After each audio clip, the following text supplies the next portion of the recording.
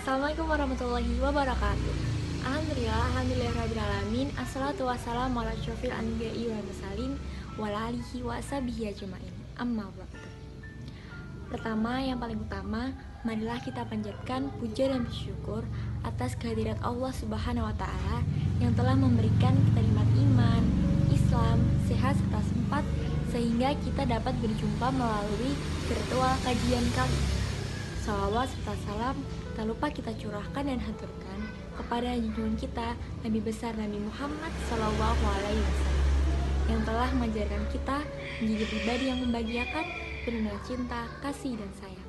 Hai semua, perkenalkan nama aku Nabila Zulfa Nur Latifah. Aku dari kelas 10 IPS SMA Muhammadiyah Al-Kausar Program Khusus. Pada kesempatan kali ini, aku gak banyak-banyak mau nyampein yang semoga dari yang dikit ini bisa banyak bermanfaat buat kita semua, yaitu tentang 9 cara agar kita bangkit lagi dari sebuah kegagalan atau rasa kecewa atau putus asa mungkin. Nah, jadi nyerah, kata yang mungkin hampir setiap orang pasti pernah ngalamin, termasuk aku sendiri. Tetapi kebanyakan orang memilih untuk berhenti di titik itu, padahal mungkin setelah itu akan ada keberhasilan yang bisa kita raih. Nah, jadi aku bakal kasih tahu 9 cara agar kita bangkit lagi dari rasa menyerah atau putus asa. Cara yang pertama adalah boleh menangis karena kecewa. Ketika mimpi gagal diraih, rasa kecewa dalam diri kita itu hal yang manusiawi bila timbul. Kita bisa meluapkannya dengan cara menangis. Yasmin Mogahed memaparkan, sesungguhnya air mata itu berfungsi atau diciptakan untuk menyembuhkan. Jadi kita bisa meluapkan rasa kecewa dengan cara menangis yang bisa mungkin membuat hati kita lebih lega. Tetapi kita tidak boleh larut dalam kesedihan itu.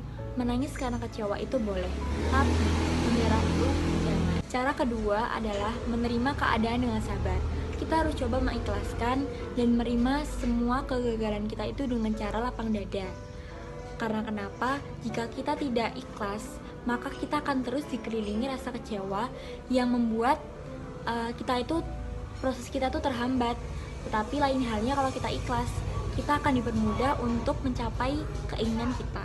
Ketiga, maknai kepingan kegagalan yang telah kamu alami. Semua hal yang di dunia ini memiliki alasan, begitu juga kamu yang telah gagal dalam mencapai satu impian. Kita harus introspeksi, kita harus melihat apa atau merenung apa yang membuat kita gagal dalam mencapai satu impian kita itu. Karena mungkin bisa jadi dari kegagalan itu tuh kita bisa menjadi sosok yang lebih kuat, dan kita juga bisa mengambil pelajaran yang bermakna dari kegagalan itu untuk menjadikan kita lebih baik di kehidupan nanti. Keempat, jangan cemas.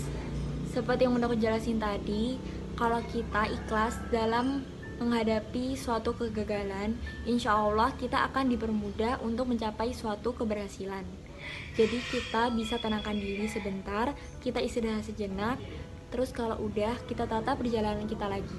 Karena masih banyak banget cara untuk meraih satu impian kalian, kita, aku, dan kamu. Kelima, biasakan berpikir positif. Ini mungkin susah banget buat kita, termasuk aku juga, karena mesti itu kayak bawaannya itu negative thinking, apalagi kita sedang di posisi stuck, down, kita pasti berpikir banyak hal negatif. Nah, kita harus buang perasaan itu, karena itu tuh malah membuat kita tuh semakin terjerumus dalam kegelapan. Ingat bahwa Allah itu tetap membiarkan kita bernafas walaupun kita telah jatuh. Keenam, berdamailah dengan sendiri. Jangan terlalu keras dan jangan selalu menyalahkan diri kita sendiri.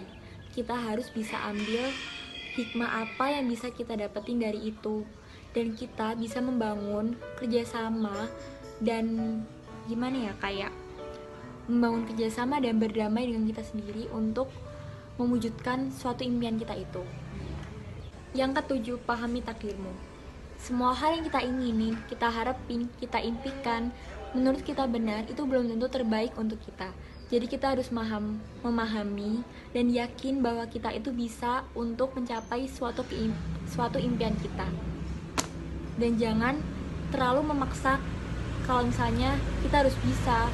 Kalau misalnya tidak sanggup, padahal kita udah berusaha keras, kita bisa istirahat dulu dan kita kembali menata perjalanan itu. Yang kedelapan, tetaplah berusaha. Jangan jadikan kegagalan yang kita dapatkan itu untuk menyerah, karena mungkin dari kegagalan itu kesempatan kita untuk menjadi lebih baik. Waktu itu terus berputar dan kita harus terus ke depan. Jangan terlalu terburu-buru.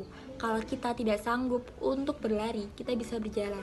Kalau tidak sanggup berjalan, kita bisa merangkak. Kita harus nikmati dan pahami prosesnya. 9. Kembali kepada Sang Pencipta.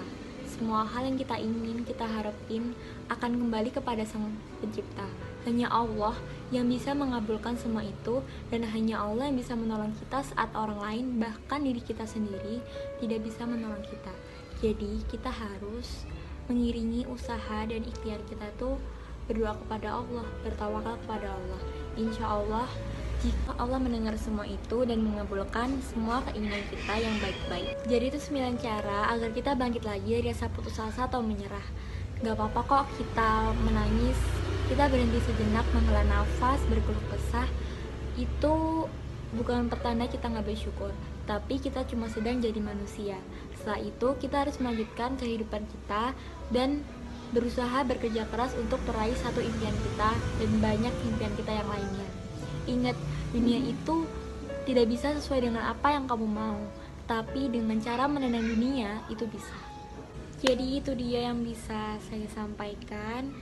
Maaf banget kalau misalnya ada kata yang kurang kalian paham, atau kata yang kurang sopan, atau tutur kata yang kurang berkenan di hati kalian. Saya mohon maaf. Semoga bermanfaat dan bisa diambil positif dari yang bisa saya sampaikan. Terima kasih. Thank you for your attention. Wassalamualaikum warahmatullahi wabarakatuh.